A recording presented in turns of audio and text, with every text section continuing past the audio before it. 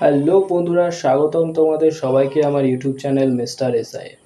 তো বন্ধুরা, আজকের এই ভিডিওতে আমি তোমাদেরকে দেখাবো ওবিসি সার্টিফিকেটের জন্য যারা ফর্ম আবেদন করেছো তারা সেই ফর্মটা কিভাবে সংশোধন করবে, ঠিক আছে, বা এডিট করবে। ঠিক আছে, আমি আগের ভিডিওতে তোমাদেরকে বলেছিলাম যে যারা বিডিও অফিসের ইনকাম সার্টিফিকেট দিয়ে আবেদন করতে চাও, ঠিক আছে, তারা হয়তো আগে পঞ্চায়েতের ইনকাম সার্টিফিকেট দিয়ে আবেদন করেছো, সেটাকে সংশোধন করে কিভাবে বিডিও অফিসের ইনকাম সার্টিফিকেট দেবে। ঠিক আছে, সেটা আমি ভিডিও একটা দেবো বলেছিলাম।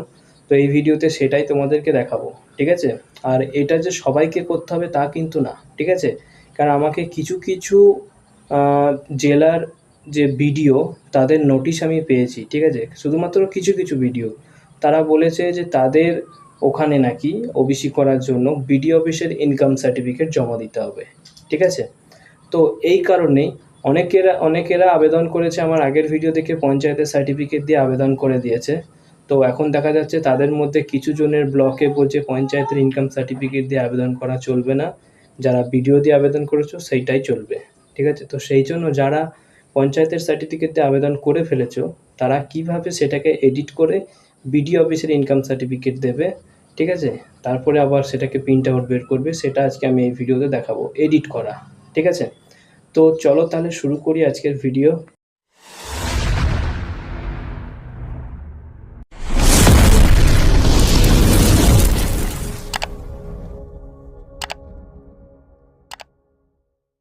তো গাইজ, যদি ওবিসি ফর্মের সময় তোমাদের কোনো ভুল হয়ে যায়, তথ্য টাইপিংয়ে যদি ভুল হয়ে যায়, ঠিক আছে, যদি কোনো ডকুমেন্টস আপলোড করতে ভুল হয়, যেমন ধরো ইনকাম সার্টিফিকেটটা আমি তোমাদেরকে আগে বলেছিলাম যে হয় অনেকে আছে যারা পঞ্চায়েত সার্টিফিকেট দিয়ে আবেদন করেছে ইনকাম সার্টিফিকেট দিয়ে, কিন্তু তাদের কিছু কিছু ব্লকে বলছে পঞ্চায়েতের ইনকাম সার্টিফিকেট হবে না, বিডিও অফিসের ইনকাম সার্টিফিকেট দিতে হবে।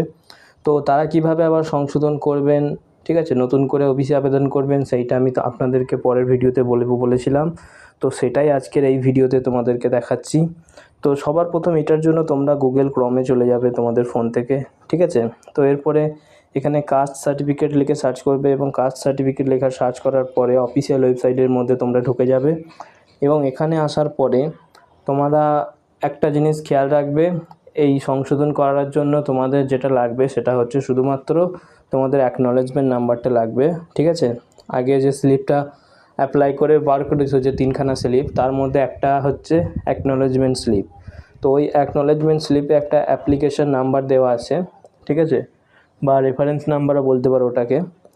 ওইটা তোমরা জাস্ট কপি করে নিও বা ওইটা দেখে নিও, ঠিক আছে। তারপরে ওয়েবসাইটের মধ্যে ঢুকে এখানে এই যে ওবিসি লেখা আছে এর মধ্যে ক্লিক করো, এবং তারপরে এখানে এই যে এডিট অ্যাপ্লিকেশন বলে একটা বাটন আছে, এটার মধ্যে তোমরা ক্লিক করো। ঠিক আছে, এটার মধ্যে ক্লিক করার পর তোমরা সবার প্রথমে এখানে তোমাদের অ্যাপ্লিকেশন নাম্বারটি বসিয়ে দিও, এবং তারপরে এখানে তোমাদের জন্মের তারিখটা এখান থেকে সিলেক্ট করে নিও। ঠিক আছে, তো আমি তোমাদেরকে দেখিয়ে দিচ্ছি। জন্মের তারিখ সিলেক্ট করে নেওয়ার পরে এখন এখানে সার্চ বাটনে ক্লিক করবে। ঠিক আছে, সার্চ বাটনে ক্লিক করার পর তোমরা এখানে দেখবে যেটা তোমরা ফিল করেছো সেটা এখানে শো করবে। ঠিক আছে, তো এখন এই যে অ্যাপ্লিকেশন নাম্বারটা এখানে দেওয়া আছে, এই অ্যাপ্লিকেশন নাম্বারের ওপর তোমাদেরকে ক্লিক করতে হবে। এটার উপর ক্লিক করলেই তোমরা এখানে দেখবে ফর্ম এডিটিংয়ের অপশানটা কিন্তু ইনেবল হয়ে যাবে। ঠিক আছে, এখন দেখো অ্যাপ্লিকেশনটা তোমাদের সামনে খুলে গেছে। এখন এখানে আমি যদি যেটা সংশোধন করতে চাই সেটা আমি এখানে সংশোধন করতে পারবো। ঠিক আছে, এখানে দেখো, যদি এখানে এখানে তোমাদেরকে আরেকটা কথা বলে দিই, এখানে তোমরা কোন কোন জিনিসগুলো সংশোধন করতে পারবে সেইটা তোমরা তো এখানে দেখতেই পাচ্ছ। তবে একটা জিনিস বলে দিই, যদি তোমাদের নিজের নাম ভুল থাকে কিংবা বাবার নাম ভুল থাকে, সেক্ষেত্রে তোমরা কিন্তু এই অ্যাপ্লিকেশানটাকে এডিট করতে পারবে না। ঠিক আছে, কারণ নাম এবং বাবার নাম যদি ভুল থাকে, কিংবা যদি ওবিসি ক্যাটাগরি ভুল থাকে, হয়তো ওবিসি এ কিন্তু ওবিসি বি করেছো, এমন যদি হয়, সেক্ষেত্রে কিন্তু তোমাদেরকে নতুন করে আবার আবেদন করতে হবে। ঠিক আছে, অর্থাৎ এই ফর্মটাকে আপনাদেরকে আবার নতুন করে ফিল আপ করতে হবে। সেটা যদি পুরনো সার্টিফিকেটের নাম্বার হয় তাহলে পুরনো সার্টিফিকেট নাম্বার দিয়েই নতুন করে ফিল আপ করতে হবে। ঠিক আছে, কারণ এখানে আপনি নিজের নাম এবং বাবার নাম সংশোধন করতে পারবেন না।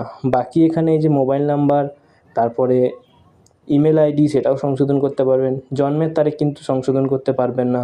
ঠিক আছে, তারপরে আপনি আপনার ডকুমেন্টস যেটা দিয়েছিলেন সেই ডকুমেন্টসের নাম্বার এখানে চুজ করতে পারবেন। হ্যাঁ পাল্টাতে পারবেন। পার্মানেন্ট অ্যাড্রেস আপনি এখানে দিতে পারবেন, ঠিক আছে, যেটা দিয়েছিলেন সেটা আপনি সংশোধন করতে পারবেন, ঠিক আছে, আপনার ধর্ম কী সেটা আপনি এখানে চুজ করতে পারবেন। এবং তার সাথে আপনি যে ইনকাম সার্টিফিকেটটা দিয়েছিলেন পঞ্চায়েতের, ঠিক আছে, সেটা আপনি চাইলে এখানে বিডিও অফিসে দিতে পারেন, ঠিক আছে, সেটাও আপনি এখানে সংশোধন করতে পারবেন। এবং এখানে আপনার যে ফটোগ্রাফ সেটাও যদি আপনাকে পরিবর্তন করতে হয় আপনি সেটাও এখানে পরিবর্তন করতে পারেন, ঠিক আছে।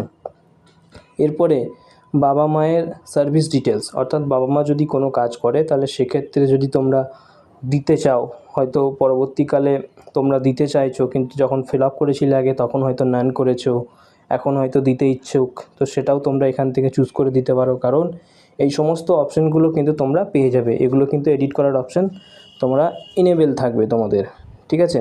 তো এখন এই সমস্ত ডকুমেন্টস এবং এই সমস্ত তথ্য তোমরা এখানে দিতে পারো। দেওয়ার পরে তোমরা এখানে জাস্ট সাবমিট অ্যান্ড কন্টিনিউ বাটনে ক্লিক করো, ঠিক আছে।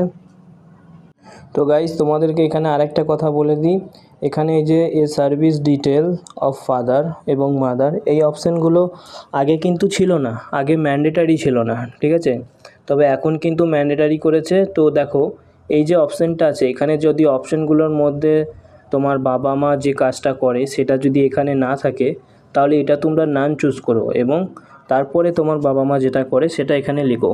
যেমন ধরো তোমরা যদি এখানে লেখো ফার্মার, অর্থাৎ বাবা ফার্মের কাজ করে, ঠিক আছে, সেটা তোমরা এখানে যদি কৃষক হয় আমি এখানে ফার্মার লিখে দিলাম, ঠিক তোমরাও এখানে কিন্তু ফার্মার লিখে দিও। এবং যদি মাও কোনো কাজ না করে সেক্ষেত্রে তোমরা এখানে মায়ের অর্গানাইজেশনে হাউস ওয়াইফ লিখে দিও, ঠিক আছে। তো এটা লিখে দেওয়ার পরে তোমরা জাস্ট বাকিগুলো এখানে সব কিছু লেখার পরে সেভ অ্যান্ড কন্টিনিউ বাটনে ক্লিক করে দিও, ঠিক আছে। তো সেভ অ্যান্ড কন্টিনিউ বাটনে ক্লিক করে দেওয়ার পরে তোমরা এখানে দেখবে অ্যাপ্লিকেশন আপডেট সাকসেসফুলি বলে লেখা চলে এসেছে, ঠিক আছে।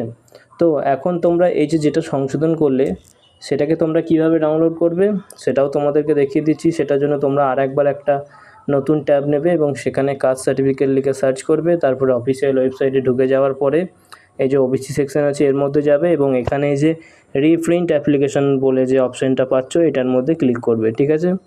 কিটা এখান মধ্যে ক্লিক করার পর তোমরা এখানে অ্যাপ্লিকেশনের নাম্বারটা দিও, ঠিক আছে। পুরনো অ্যাকনলেজমেন্ট নাম্বারটাই কিন্তু থাকবে, জাস্ট ডিটেলসগুলো আপডেট হয়েছে, ঠিক আছে। তো এখন তোমরা এখান থেকে তোমাদের জন্মের তারিখটা সিলেক্ট করে নিও, ঠিক আছে, এবং সার্চ বাটনে ক্লিক করো, ঠিক আছে। সার্চ বাটনে ক্লিক করার পর তোমরা এখানে দেখবে তিনটে স্লিপই ডাউনলোড করার অপশান চলে এসেছে। এই যে দেখো এটা অ্যাপ্লিকেশন ফর্ম, এটা অ্যাকনলেজমেন্ট স্লিপ এবং এটা সার্ভিস ডিটেলস, ঠিক আছে। তো আমি যেহেতু শুধুমাত্র সার্ভিস ডিটেলসটা সংশোধন করলাম সেটা আমি তোমাদেরকে ডাউনলোড করে দেখাচ্ছি। এই যে দেখো ভিউ ডিটেলস, আমি এখানে বাবা মায়ের অপশানে ফার্মার করেছিলাম,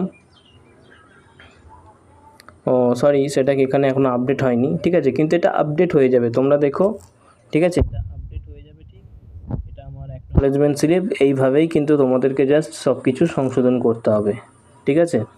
তো আশা করছি আজকের ভিডিওতে তোমরা বুঝতে পেরেছো, ঠিক আছে।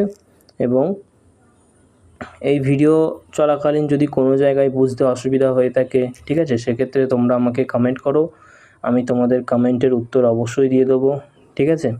আর যদিও এখন ওয়েবসাইটে নতুন নতুন আপডেট করছে, নতুন নতুন জিনিস অ্যাড হচ্ছে, সেই জন্য এখন ওয়েবসাইটে সার্ভার ডাউন হতে পারে, হয়তো ফর্ম ফিল আপের সমস্যা হতে পারে, ঠিক আছে। তো সেক্ষেত্রে তোমরা একটু অপেক্ষা করে যাও, তারপরে আবেদন করো, ঠিক আছে, কারণ এই ধরনের সমস্যা হয়তো সবার ক্ষেত্রেই দেখা যাচ্ছে, অনেকে আমাকে কমেন্ট করে জানাচ্ছে, ঠিক আছে। তো আপাতত আজকের মতো এতটুকুই, দেখা হবে নেক্সট একটা ভিডিওতে।